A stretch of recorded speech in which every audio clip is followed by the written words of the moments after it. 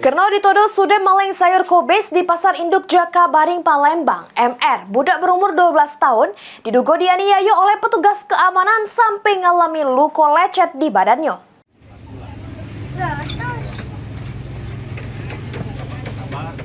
Nasib apes yang dialami MR, budak berumur 12 tahun, salah siko warga yang balik di Lorong Sadar, Kecamatan Jakabaring, Palembang, yang diduga sudah menjadi korban penganiayaan oleh petugas keamanan Pasar Induk Jakabaring, Palembang. Dari keterangan keluarga korban, MR yang biasa main ke Pasar Induk Jakabaring, Palembang, nyari sayur bekas guna untuk dijual lagi sama sisanya buat makan dewek. Cuma pas korban lagi nyari sayur bekas, security Pasar Induk Jakabaring langsung ngaman ke sama nahan korban di pos security. Terus nodo kalau korban ngembat sayur kubis punya uang, dak sampai situ rupanya korban diduga dianiaya oleh security sampai ngalami luka lecet di badan.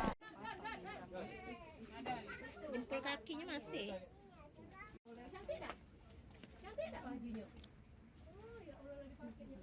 Koni selaku kuasa hukum korban jelas ke dirinya dapat ke informasi dari keluarga korban kalau korban MR dianiaya oleh 4 uang dikurung sampai jam 12 siang. Tidak dianjuk makan sama minum oleh petugas keamanan. Terus korban juga diduga disebat pakai selang sama pipa.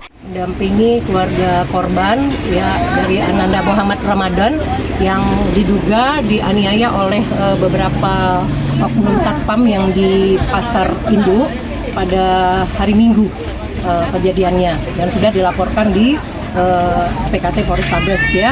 Sini kami meminta keadilan ditegakkan dengan seadil-adilnya untuk korban dan keluarga korban. Ada berapa petugas keamanan yang diduga menganiaya? Berapa? Ada berapa petugas keamanan yang diduga menganiaya? Diduga 4 orang. 4 orang yang menganiaya secara bergantian. Jadi anak ini dikurung dari jam 6 di pos satpam sampai jam 12 siang tanpa diberi makan, tanpa diberi minum. Ini keluarga korban yang tidak senang anaknya sudah digebui berharap sama pihak kepolisian supaya pelaku ditangkap sama diproses hukum. Suryadi, PAL TV.